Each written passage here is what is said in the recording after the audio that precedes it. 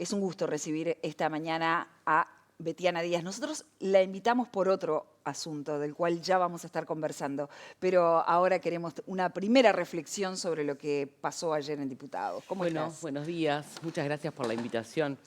La rendición de cuentas tuvo un resultado donde primó la cordura, ¿no? En realidad yo creo que ahí es importante destacar el sentido de la responsabilidad. Esta es una situación que se repite cada inicio de gobierno, pero uno tiene que rendir cuentas sobre lo que no hizo, sobre el presupuesto ajeno, ¿no? El presupuesto del gobierno que salió. Y en ese sentido hay obviamente toda una discusión instalada hace tiempo ya con respecto a los puntos de partida, pero la rendición de cuentas, si hay algo que evidencia, es todo aquello que quedó suelto, ¿no? En este caso además hubo una proliferación de gastos que no se registraron y que no se tuvieron en cuenta a la hora de estimar el déficit fiscal, por ejemplo, o de proyectar los gastos. Entonces, por ejemplo, nosotros tenemos para este año un déficit proyectado que está un punto por encima para el gobierno central, un déficit que está por encima del proyectado un punto, ¿no? Necesitamos justamente cubrir esos gastos y en realidad son gastos que muchos no se tiran para adelante, ¿no? Como caso Ferrocarril Central. Lo decía Perrone recién, ahora que veía el tip, pero lo decía ayer en la sesión, ahora de madrugada en realidad. ¿Cómo fue que no pagamos nosotros la obra del Ferrocarril Central si se suponía que la íbamos a pagar? Bueno, eso es parte de lo que nos enteramos 4 o 5 días antes de asumir el gobierno y que implicó, bueno, tener que negociar con el consorcio para no terminar en un arbitraje, ¿no? En un juicio millonario para el Estado. ¿Por qué? Porque el gobierno pagó poco, pagó mal, incumplió sus compromisos cuando durante toda la campaña lo escuchaba al ministro Falero hablando de las maravillas de la obra del Ferrocarril Central. Hay Ahora, matices ahí, perdón, Betiana, en realidad el gobierno pasado entendía que no habían cumplido, sobre todo en la primera fase de prueba, con todo lo que se había estipulado y por eso ahora, pusieron en suspenso. claro, cuando No, revienta la deuda. solamente para poner ese Sí, sí, matiz, cuando ¿no? revienta la deuda la explicación es esa. En campaña estaba todo bárbaro, el empleo se sostuvo con la obra del Ferrocarril Central en los primeros 2 años de gobierno de la calle. Entonces, bueno, los matices aparecen cuando nos enteramos de esto unos días antes de asumir la presidencia y el gobierno. Lo que sí es cierto es que esto va acompañado de, bueno, lo que tiene que ver con la deuda de ACE, con otros incumplimientos, que son importantes y que no estaban, digamos, en la órbita de los gastos que había que asumir. Y esto nos obliga de alguna forma a tener que cubrirlos, porque uno cuando gobierna se tiene que hacer cargo de todo lo bueno y de todo lo malo, de lo que le gusta y de lo que no le gusta. Y La esta oposición situación... dice que ustedes querían instalar un discurso en la argumentación del pedido de la ampliación del gasto, por ejemplo, que querían instalar un discurso. No, acá no hay ningún discurso. Yo creo que en realidad, o sea, cuando uno ve los gastos que hay que asumir, hay que pagarlos de alguna forma y por eso es que el gobierno pide la ampliación del tope de deuda. ¿Por qué? Y porque si no hay que hacer un ajuste fiscal, o sea, de algún lado tiene que Pero salir podía el incluirse dinero. en la ley de presupuesto, en el proyecto de ley No, de presupuesto. no, porque los créditos los créditos del presupuesto tienen vigencia a partir del 1 de enero del 26. O sea, no había otro Y mecanismo. además lo otro que también me parece importante, es decir, la situación en términos generales es un corral fiscal, ¿no? Es decir, es un campo minado esto. ¿Por qué? Porque en realidad vos tenés comprometido gastos que no tenés cómo asumir, tenés 10 puntos más de deuda, tenés además un déficit fiscal el más alto de los últimos 35 años, tenés además el presupuesto 25 comprometido en la mayoría de los organismos y tenés un montón de problemas para solucionar. Entonces, realmente cuando tú me decís el presupuesto, y bueno, no, hay cosas que no pueden esperar hasta el 26. ¿Cómo evaluás el apoyo de Cabildo Abierto en diputados? Porque no se esperaba, ¿no? Hasta último momento, incluso Perrone decía que recibió presiones de todo tipo para ver cómo iba a votar y bueno, finalmente...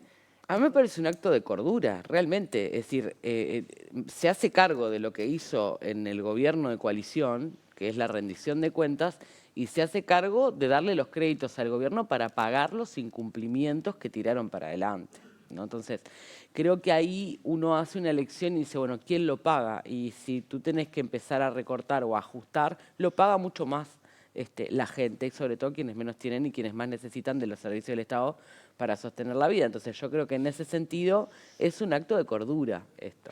Muy bien. Betiana, vamos a cambiar de tema ahora y vamos a lo que te convocamos, vamos a las cosas, a abordar una de las peores tragedias que tuvo en el último periodo el sistema carcelario uruguayo. Ya conocemos los datos concretos de cómo se dio este evento puntual. También conocemos las trágicas consecuencias, pero el asunto está en analizar causas y también en cuáles son las políticas que se están delineando efectivas, prácticas, ya a corto y mediano plazo, para poder salir de una situación que es vergonzante para toda la sociedad, para ustedes como gobierno ahora y durante los 15 años que fueron, para el gobierno de la coalición, para todos los gobiernos desde hace unos 20 y pico de años en que esto viene recrudeciendo y que las medidas no han logrado, más allá de las buenas intenciones y avances, no han logrado sacarnos de esa vergüenza pública que es tener a las personas privadas de libertad como las tenemos.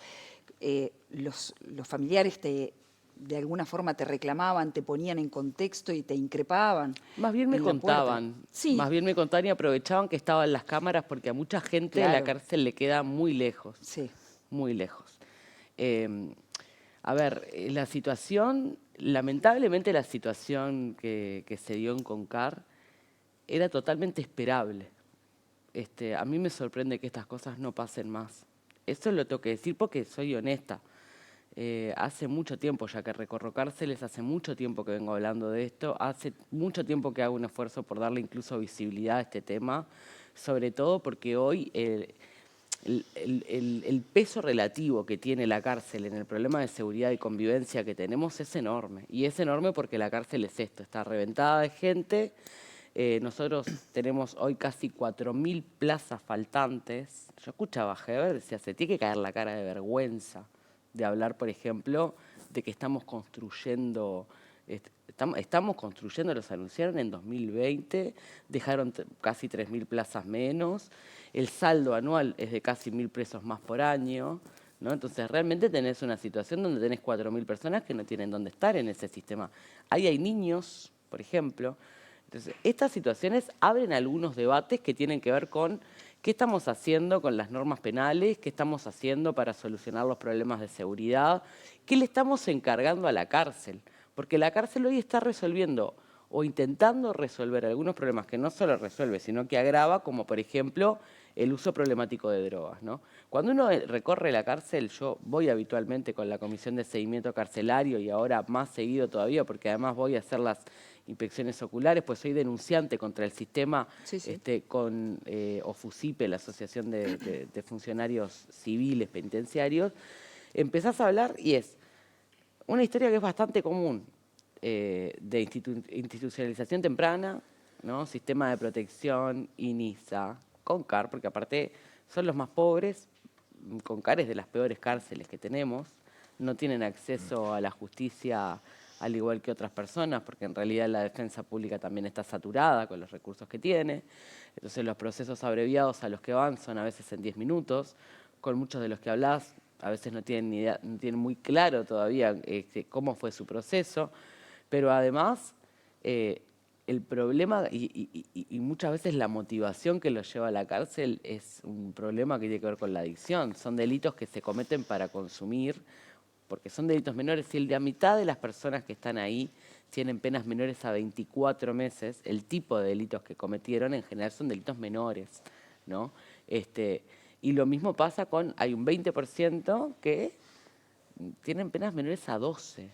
Uno de los muchachos que murió en la celda el otro día en el módulo 11, le habían dado menos de 12 meses. Ahora, Entonces, Betiana, realmente estamos Sí. dándole una tarea a la cárcel que no tiene, que es rehabilitar muchas veces incluso el problema de la adicción. ¿Cómo explicas esto que vos misma estás diciendo, que hace años que recorres las cárceles, que conoces el tema, que incluso lo tratás de poner en agenda? ¿Cómo explicas que siendo senadora y accediendo a esa información y a esa mirada privilegiada, no llegan las soluciones? Porque es algo que vos decís, esto se veía venir, no es de ayer, no es del mes pasado, no es de hace 3 años tampoco. Esto viene desde hace 20 años o más. Bueno, mira, yo voy a marcarte un punto ahí, primero porque que yo sea senadora no me da la llave de las soluciones ¿Y dónde está la para llave? todo, ¿no? porque en las conferencias que hemos hecho, tanto el comisionado, yo misma, el propio ministro con el INR, acá no depende únicamente de uno de los poderes del Estado y no depende únicamente del Ministerio del Interior y no depende únicamente del INR, ¿no? Ahora, decir que la situación es incambiada hace 20 años es desconocer totalmente qué pasó con el sistema carcelario. Uruguay es un país que pena mucho y el sistema penitenciario es mucho más que el sistema carcelario. El sistema carcelario es una parte, ¿no? Nosotros tenemos hoy más gente presa que nunca en la historia del Uruguay, con un incremento enorme entre el 2020 y el 2024 que realmente no cambió la situación de la seguridad, al contrario. Pero vos decís que empeoró en estos 5 años, pero y bueno, CONCAR tenía la mitad de población. CONCAR tenía la mitad de la población. Sí, Está tuvo bien, un pero- incremento del 2.000 50%. tuvo un 2.000 incremento. Pero personas. si ¿Sabes hablamos de cuánta incendios, gente hay por- hoy en CONCAR? Está bien, pero- ¿Sabes cuánta gente hay hoy en el CONCAR? 5.200 personas. Meter más gente presa en condiciones de hacinamiento para que se pudran y se mueran así en la cárcel calcinados en Bueno, custodia del Estado. pasó también en 2010, por Sí, ahí, claro, cuando claro. había mucho y por menos eso presos, lo que se en una hizo, cárcel y no por fue en la eso lo que se CONCAR. hizo fue durante esos 15 años invertir para terminar con una ocupación de plazas del 95%. Y no lo decía el gobierno, tenés que ir a leer los informes del comisionado parlamentario. Entonces, repetir que no se hizo nada es injusto. No es que y no se además hizo nada, no es pero sí fiel a que lo no que se pasó. pudo frenar. No es que no se hizo fiel. nada, es que no se pudo frenar y como lo dijiste vos recién en la entrevista, A que decías, ver, bueno, a ver, esto lo veíamos yo, venir. Yo lo digo, incluso lo que digo es, hay algo que tiene que ver con una receta que nos está saliendo muy mal, que es el aumento de penas y la inflación penal de forma sostenida como única respuesta al problema de la convivencia y del delito. Betiana, Y Y está demostrado claramente que esto no funciona. Ahora ¿no? nos metemos con la inflación punitiva, pero me interesa, vos pusiste la dimensión política, la dimensión del INR, Ministerio del Interior, pero tú misma acompañaste un pedido de habeas corpus Sí. para intervenir en módulos puntuales del Sí. CONCAR, entre ellos el 11. Esto fue el año pasado. Habíamos fuiste con los cerrado, mira, un plan de patio hace 15 días. Fuiste con los funcionarios civiles del INR para tratar de que la justicia, ya que la política no se hace cargo, la justicia accione. Porque un pedido de habeas corpus básicamente es, si no están garantizadas las condiciones para que una persona privada de libertad viva de forma aceptable, hay que liberarlo, ¿no? O sea, hablando llanamente. Es decir, la política no pudo, entonces tú misma decidiste ir por la vía judicial. Sí. ¿Eso qué nos dice justamente de las políticas públicas desarrolladas en los últimos 15, 20 años? Y una senadora tuvo que ir a la justicia porque ve que la política no soluciona el tema. Sí, sí, totalmente.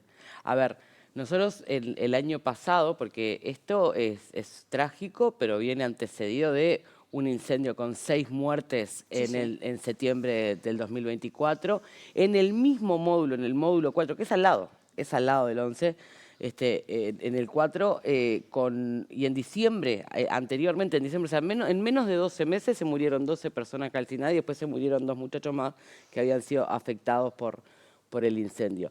A ver, hay algo que no se está resolviendo y es ni siquiera las medidas de urgencia. Porque, por ejemplo, nosotros en ese momento decidimos interpelar al ministro Martinelli. Fue una interpelación donde yo lo primero que planteé, yo no vengo a pedir ninguna renuncia y no vengo a tirarle y a enrostrarle muertos a nadie. Lo dije así y resisto archivo con eso, porque me parece que tampoco es la forma. Ahora, hay una cuestión que tiene que ver con qué acciones se desplegaron desde septiembre, desde octubre, desde esa interpelación, que salió con una moción de acuerdo, votada por unanimidad del Parlamento, con todos los partidos con representación parlamentaria en la permanente, porque no estábamos sesionando, estábamos en receso parlamentario ya por las elecciones, y no se cumplió con nada. Pero una de las cosas más básicas que nosotros reclamábamos en ese momento, para que se hagan una idea de la inacción del último gobierno, es decir, esto tiene meses donde se ha ido empeorando también, porque así como se quemaron, decíamos, bueno, hay que evitar que dentro de 6 meses tengamos una situación igual. No se evitó, pero tan simple como poder tener un protocolo de protección de las infancias y adolescencias para el ingreso a visita con agresores sexuales, que era parte de lo que motivó la interpelación también. ¿Vos lo escribiste? ¿Nicolás Martinelli nos respondió al Parlamento uruguayo? que le decíamos que estábamos en riesgo de tener, por ejemplo, situaciones de abuso en visitas de cárceles? No. Entonces, teniendo en cuenta en esa estos meses, urgencia. por ejemplo, una de las cosas que estoy haciendo es hablando de la importancia de regular urgente esto con el ministro. Sobre ¿Tá? eso te En quería eso consultar. ya tenemos un grupo operativo de trabajo desde el día de Ahí ayer. está. No cabía una especie de ley de urgencia que pudiera activarse rápidamente una vez que se activó el nuevo Parlamento. Lo que pasa que, a ver, las leyes de urgencia indican primero tiempos cortos para la discusión. Yo creo que, a ver, lo sano en este caso es pensar en políticas de Estado y hay que pensar en el inmediato, corto, mediano y largo plazo, ¿no? Que como que escalarlo. Pero de todas maneras, a mí lo que me parece es que esto necesita diálogo. Primero, porque la inversión que hay que hacer es intensiva en presupuesto. Después, hay que involucrar y hay que tener determinados acuerdos con los actores del sistema de justicia. Hay que hablar también con el resto de los organismos, porque si nosotros seguimos pensando que el problema que tiene la cárcel se soluciona solo con la actuación del INR, vamos a seguir fracasando. Está Yo creo claro. que hubo señales buenas la administración pasada, como por ejemplo pasar la DINALI al MIDES. Ahora, si la pasás sin un peso, y bueno, es un problema que después no entiendas cómo tenés este egreso carcelario que termina en la calle, que termina particularmente en el área central de Montevideo, porque estamos viendo peleas con corte carcelario todo el rato en las Betiana, avenidas de Montevideo. Petit viene repitiendo y denunciando esta situación desde hace más de una década y de hecho estaba hablando, desde hace como 10 años está planteando un pacto de Estado en la materia, ¿no? Identificó las necesidades básicas como las que ya conocemos, de infraestructura, medidas socioeducativas, la alimentación, un problema gravísimo de acceso a la salud real, a los medicamentos, a la atención mental, el colchón, lo básico, es decir, ¿crees que se pueda generar ese pacto de Estado? Es decir, ¿crees que más allá de lo discursivo, para lograr ese pacto de Estado tiene que haber recursos para poder hacerlo sostenible, ¿no? ¿Crees que puede lograrse algo de eso? ¿Qué va a hacer el gobierno ya para intentar abordar esta situación con medidas concretas ahora? Tiene que haber mucho más que recursos, tiene que haber voluntad política, porque en realidad, a ver, pasamos todos por el gobierno. Sí, sí. Todos, Y el problema sigue y esto es un untándose como fracaso, por levadura. Esto Sí. es un gran fracaso que nos revienta en la cara cada tanto con Sí, sí. estas situaciones horribles, ¿no? Ahora, yo creo que esta es una oportunidad única y justamente porque todos hemos gobernado en este poco tiempo. Es decir, todos sabemos dónde nos aprieta el zapato, todos conocemos los diagnósticos. Por eso ya está El hecho. libro blanco ni siquiera es una hoja de reforma, es un diagnóstico, digamos, son grandes lineamientos, no es un plan de reforma. Y el comisionado lo que viene planteando es, bueno, aterricemos esto en medidas concretas, ¿no? De hecho, nosotros ahora, el jueves, tenemos comisión de seguimiento carcelario, el ministro se ofreció a venir, la coordinamos para la semana que viene por una cuestión de, a ver, nosotros necesitamos datos sobre esta situación y acá había organismos actuando, entonces Claro. tampoco era que lo íbamos a llamar el otro día. ¿Y cuál sería la primera medida que tomaría este gobierno? Bueno, en primer lugar hay que reforzar el presupuesto y hay que llenar vacantes y hay que desandar el camino de ir a megaestablecimientos, porque Concar tiene los problemas que tiene, porque tiene 5.200 personas, por ejemplo. Y lamentablemente mientras escribía el libro blanco, escribían con la mano y borraban con el codo, porque mientras escribía el libro blanco, ¿no? Siguiendo toda la normativa internacional y las recomendaciones, bueno, se estaban construyendo 1.500 plazas en Punta de Rieles, en Penal de Libertad, que ya tiene alojadas 1.300 personas. O sea, vamos a tener un nuevo Concar en Montevideo, con los mismos problemas que tiene un megaestablecimiento. Entonces ahí lo que vemos es que además las decisiones que se van tomando de política carcelaria van a ver, en un contrasentido de lo que en el mundo ha funcionado, ¿no? Está bien, Para- pero hoy tenemos problemas concretos como Alimentación, mala o escasa calidad de la comida, la salud, los tiempo, remedios. ¿Cómo se hace encierro. para que haya una intervención del Estado efectiva ahora? Bueno, ahora nosotros, por ejemplo, decía, ¿no? Primero que el Estado le tiene que dar cumplimiento a algunas cosas que ya resolvimos para estos módulos puntuales, que son los peores módulos de todo el sistema. Estos, que son el 4, el Sí, 10, sí. el 11 y el 2 de Canelones, ¿no? Son un infierno. Por ejemplo, los planes de patio, eso es importantísimo. Después, nosotros no tenemos tratamientos, nosotros estamos pidiendo planes de tratamiento, Claro. que no es únicamente tratamiento de adicciones, es un plan individual de tratamiento para cada persona privada de libertad, que es lo que indican las normas Mandela. ¿Por qué?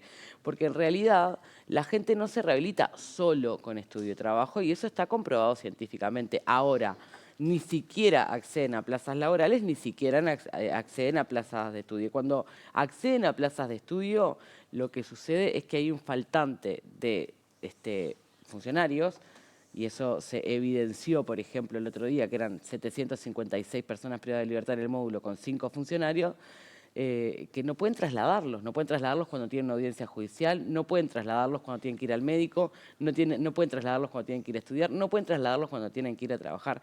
Entonces, esta loca idea de que los presos incluso pueden ponerse a trabajar, que se repite, ¿no? Yo la he visto estos días, que además es fatal, ¿no? Como te la plantean, que tienen que ganarse la comida.